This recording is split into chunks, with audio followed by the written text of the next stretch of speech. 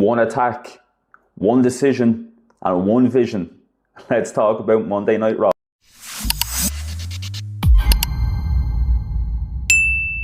So the dust is settled on Monday Night Raw, the go-home show for the Royal Rumble, and there's a few things to talk about.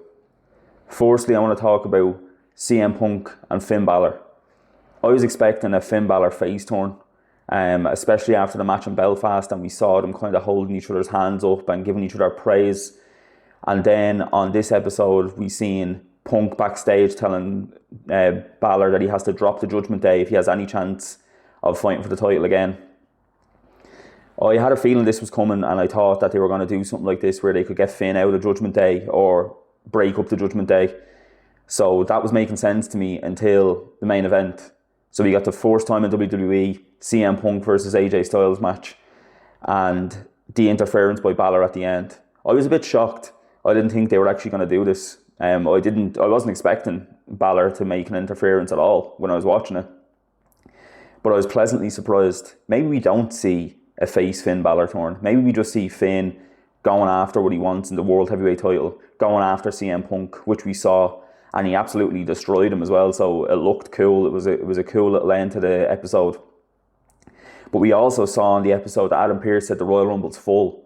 So now the thoughts are turning. I'm starting to think, do we get Bálor in the Rumble? Is this just to make us think he's not going to be in the Rumble and then he shows up? I don't see how the Rumble's full. I think there's 14 contestants or something so far. I know we still have a SmackDown to go, and I'm sure obviously they're going to throw a load of people in there. And we always have maybe room for like 3 or 4 surprises, maybe 5 or 6. But could we see maybe a situation where Dominic Mysterio somehow comes out at the Royal Rumble? So he's kept as a surprise entrant. Dominic Mysterio starts making his way to the Rumble. And Finn takes him out and takes his spot. Could we see something like that? That might be pretty cool. Or if we saw Dom was already in the Rumble, or if we see somebody else getting attacked for their Rumble spot, and it turns out to be Bálor. Bálor's in the ring, and Dominic comes out. Now we could be still actually getting the Dominic Mysterio and Finn Bálor feud, even though he's already started with CM Punk. Then obviously you have to look at, if Bálor enters the Rumble, does he win the Rumble and call out CM Punk? But I feel like that's like way too far-fetched what they're doing here, especially because Bálor's not even meant to be in the Rumble. But it's interesting to see where they're going to go with this. I really thought they were going to go face turn on Dominic, fight for the IC title after there's some sort of shenanigans at the Rumble. But now it feels a bit more wide open, and it's a bit more unpredictable, I think. It also kind of means that maybe they could be just shaping up for like whoever wins the Rumble to call out and go for the WWE title and not the World Heavyweight title, and let Bálor and Punk sort this out, because that would be money as well. So I'm interested, and I'm really looking forward to the Royal Rumble now to see what kind of happens with this angle and where they're going to go with it. Secondly, we should be talking about AJ Styles retiring on Saturday night. It feels like, based on this episode of Raw, that is the direction they're going to go here. We got the sit-down interview with Gunther talking about how he's going to retire AJ Styles and how he's this retirement machine. It feels powerful. And then we obviously got the first time in WWE match with AJ Styles and CM Punk. Like, AJ looked a bit emotional, and they put it all out there. It was a great match up until Finn interfered. Obviously, if AJ's going to retire on Saturday, he's not going to win the belt. So it all kind of made sense. And it does feel like another feather in the cap for AJ Styles' career. Get another dream match under the belt. He had the Cena match at Crown Jewel. He had the Nakamura match. Now he's getting the Punk match. It feels like kind of a natural end to a career.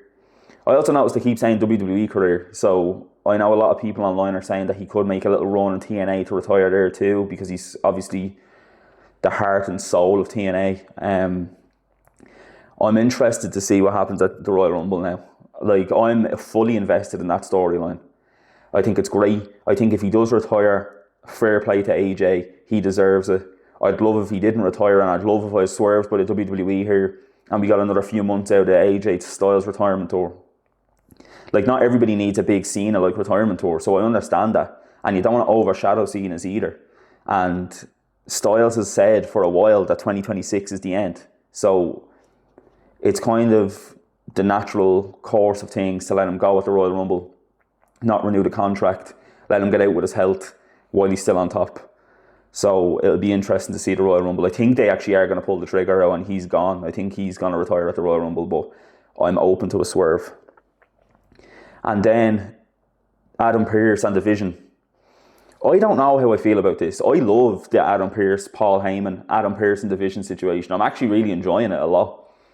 But I did notice a few things. So he apologised to Braun and enters them all in the Royal Rumble. Excellent. My pick was for probably Braun to win the Royal Rumble, so everything's lining up here. Makes sense. But he had that phone call last week where he was all over the place and he was changing his tune straight away, and it was like somebody with a lot of authority on the other end of the phone was telling him, you need to bring Braun Breaker back in.